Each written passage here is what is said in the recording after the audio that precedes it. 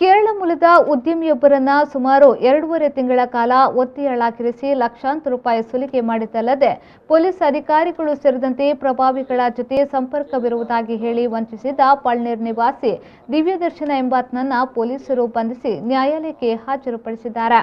ಸುದ್ದಿಗೋಷ್ಠಿಯಲ್ಲಿಂದು ಈ ವಿಷಯ ತಿಳಿಸಿದ ಪೊಲೀಸ್ ಆಯುಕ್ತ ಎನ್ ಶಶಿಕುಮಾರ್ ಅವರು ದುಬೈಯಲ್ಲಿ ಉದ್ಯೋಗಿಯಾಗಿದ್ದ ಕೇರಳ ಮೂಲದ ಮೊಹಮ್ಮದ್ ಹನೀಫ್ ಎಂಬುವರನ್ನ 2019-20ನೇ ಸಾಲಿನ ಅವಧಿಯಲ್ಲಿ ಜೀವ ಬೆದರಿಕೆ ಇದೆ ಎಂಬುದಾಗಿ ಹೇಳಿ ಅವರನ್ನ ತನ್ನ ಫ್ಲಾಟ್ನಲ್ಲಿ ದಿವ್ಯದರ್ಶನ ಒತ್ತೆ ಸೆರೆಯಾಳಾಗಿರಿಸಿದ್ದ ಎಂದು ಹೇಳಿದ್ರು. ತನ್ನದೇ ಸಹಚರರಿಂದ ಹನೀಫ್ಗೆ ಜೀವ ಬೆದರಿಕೆಯ ಭಯ ಹುಟ್ಟಿಸಿ ಅವರಿಂದ ಒಂದು ಬಾರಿ 30 ಲಕ್ಷ ಹಾಗೂ ಇನ್ನೊಂದು ಬಾರಿ 55 ಲಕ್ಷ ರೂಪಾಯಿಗಳನ್ನ ಸುಲಿಗೆ ಮಾಡಿದ್ದಲ್ಲದೆ ಶಸ್ತ್ರಾಸ್ತ್ರದ ಮೂಲಕ ಜೀವ ಬೆದರಿಕೆಯನ್ನ ಇರಿಸಿದ್ದ ಕುರಿತು ಕದ್ರಿ ಪೊಲೀಸ್ ಠಾಣೆಯಲ್ಲಿ ಸುಲಿಗೆ ಪ್ರಕರಣ ದಾಖಲಾಗಿತ್ತು. ಹನೀಫ್ ಅವರ ಸಹೋದರನ ವ್ಯವಹಾರಕ್ಕೆ ಸಂಬಂಧಿಸಿ ನೆರವು ನೀಡುವ ನೆಪದಲ್ಲಿ ಅವರ ಜಾಗ್ವಾರ್ ಕಾರನ್ನ ಉಪಯೋಗಿಸಿ ತಾನೇ ಇರಿಸಿಕೊಂಡಿದ್ದ ಎಂದು ಪೊಲೀಸ್ ಆಯುಕ್ತರು ಹೇಳಿದರು. ಪೊಲೀಸ್ ಸ್ಟೇಷನ್ನಲ್ಲಿ ನಿನ್ನೆ ಬೆಳಗ್ಗೆ ಒಂದು ಪ್ರಕರಣ ದಾಖಲಾಗಿದೆ. ಅದರಲ್ಲಿ ಕೇರಳದ ಕಡವಂತ ಅನ್ನುವಂಥ ಒಂದು ಸಿಟಿಯ ಮೊಹಮ್ಮದ್ ಹನೀಫ್ ಅನ್ನುವಂಥವನು, ಈತನಿಗೆ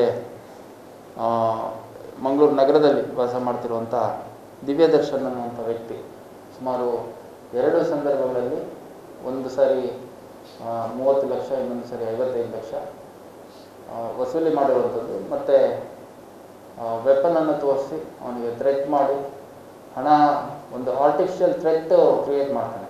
ಅಂದರೆ ಇವನ ಅಸೋಸಿಯೇಟ್ಸ್ ಯಾರಿದ್ದಾರೆ ದಿವ್ಯದರ್ಶನ್ ಜೊತೆ ಇದ್ದಂಥವ್ರು, ಅಂಥವ್ರ ಕಡೆಯಿಂದ ಒಬ್ಬ ಇವನಿಗೆ ಹನೀಫ್ಗೆ ನಿನಗೆ ಲೈಫ್ ಥ್ರೆಟ್ ಇದೆ ಅಂತಂದು ಭಯ ಹುಟ್ಟಿಸ್ಬಿಟ್ಟು ಅವನ್ನ ಇಲ್ಲೇ ಕದ್ರಿ